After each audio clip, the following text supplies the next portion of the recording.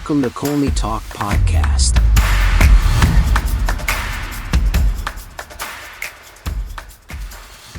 Hello, everyone. Hope you're doing well. Welcome to another episode of Colney Talk Podcast, a bite-sized show. I'm your host, Alex. First-time guest, happy to have you here. And to my returning listeners, a big salute to you. Really glad you're joining me. On this bite-sized show, I talk a bit about the Arsenal game and then pick out my top 3 Arsenal players who I think were great in the game, and one player I consider the odd one who just had a poor game or not good enough, who just needs to be called out. Arsenal were playing at home to Fulham, 2-2 draw. Awful result. Very off game. It pains me to say this. We are used to this starting a game with a shocking mistake that we get punished for.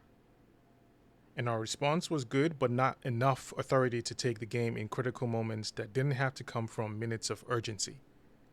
And let me touch on a few things. 57 seconds conceding a goal is sure a bitter taste to start the game.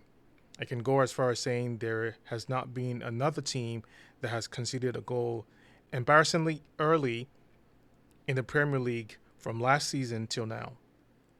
This team has become synonymous with these lousy mistakes within 2 minutes of kickoff. Questions have to be asked about this seriously. On this specifically, something has got to be done.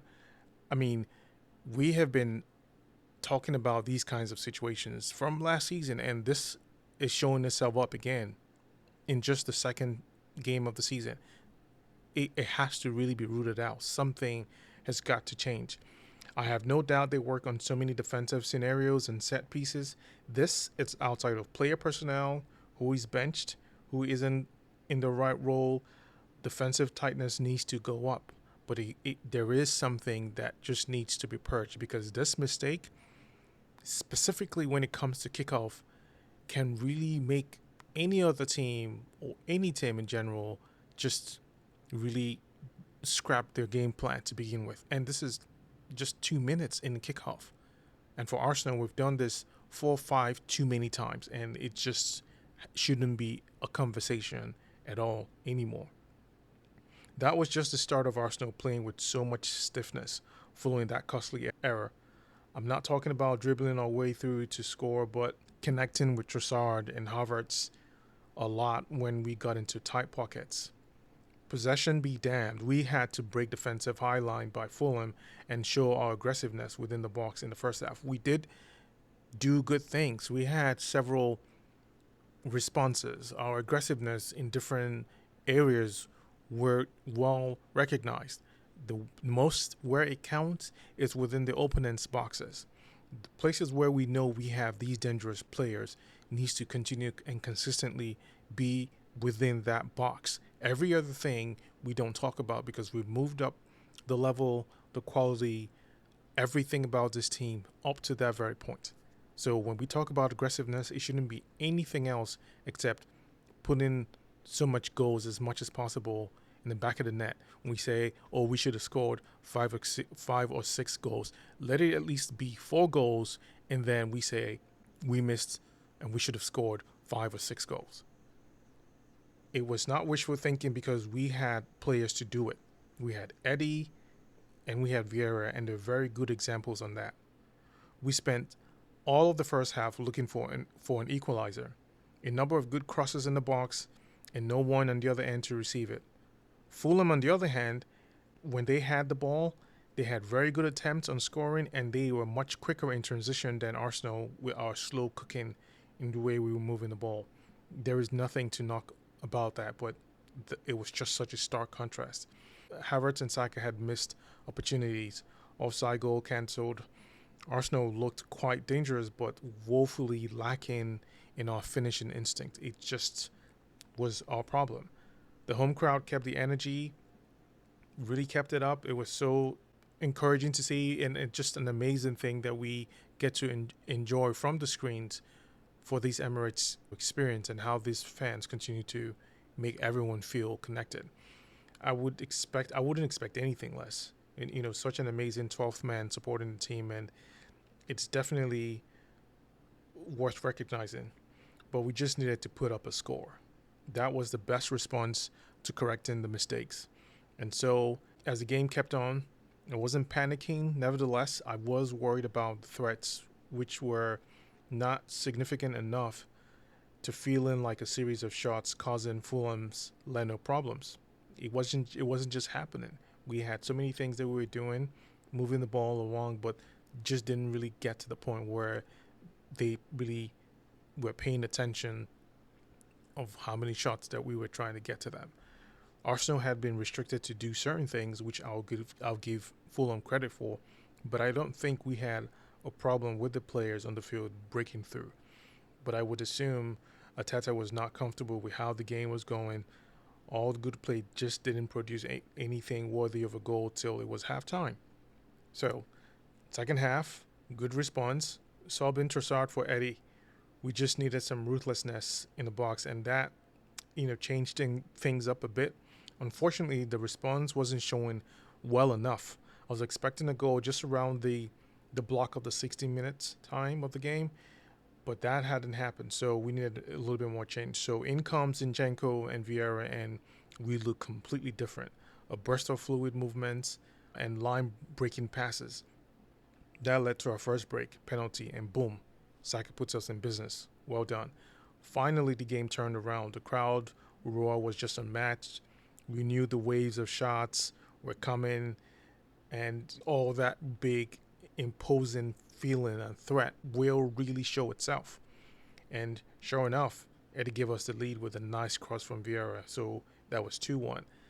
And it all seemed like we were lifted from this cloud of stress. It was just amazing, really just breathtaking of a relief to see how much this team, which we know would climb back, we had that confidence. We were in control. We had a different outlook of how to proceed. Then Fulham went down to 10 men, which gave me another assurance that we had this game in the books, and it was just all about managing it through.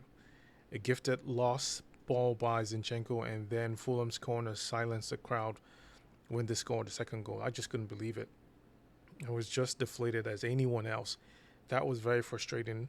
Football often has a way of defying expectations, and this was definitely one of them. We gave up a good number of our defensive postures for more attacking players, which resulted in us getting the lead.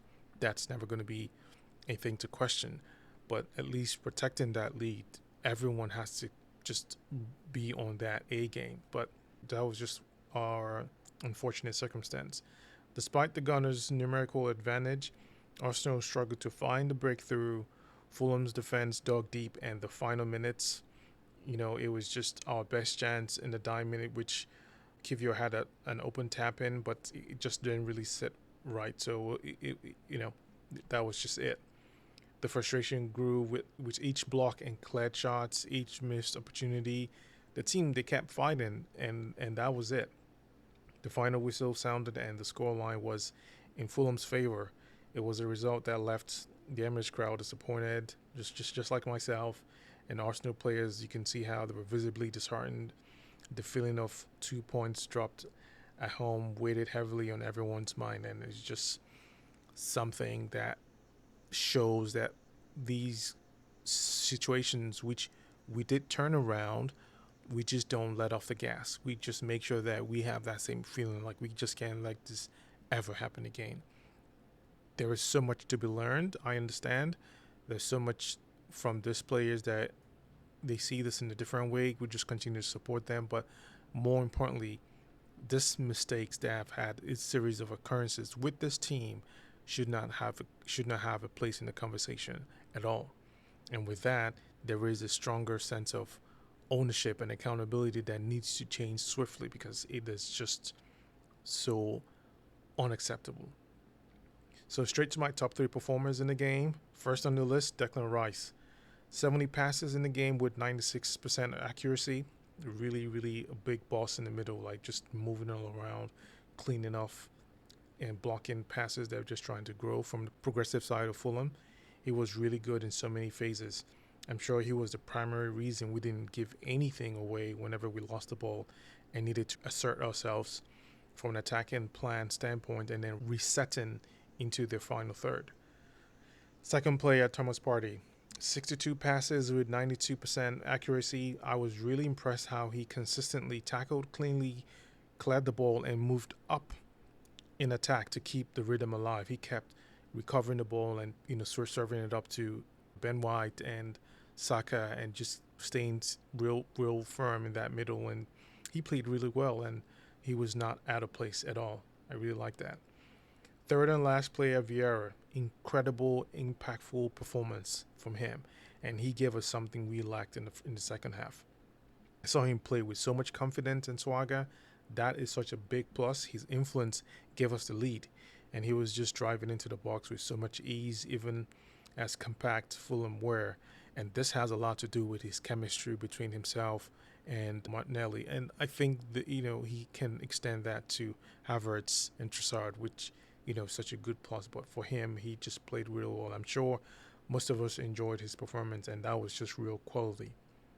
Now, my odd one today was Havertz, for just one simple reason. He lacked confidence while he occupied the box. He definitely would have scored. I'm not going to knock him on that. He had chances and so many offside situations. He looked passive, and it seemed like he was second-guessing himself quite a number of times in the game. He played different positions, and he does that well. So his level of assessment is different from others because he's doing quite a number of things, and he was doing really well. So there's just a sense of understanding in how he has been playing in these different positions, and he's been doing it very well. The only reason why I'm calling this out is because his ruthlessness needs to be way up there. His confidence needs to grow. But when in the box, I wish he was a killer like Eddie. That what makes him the odd one for me today. I'm not directing any frustration towards him.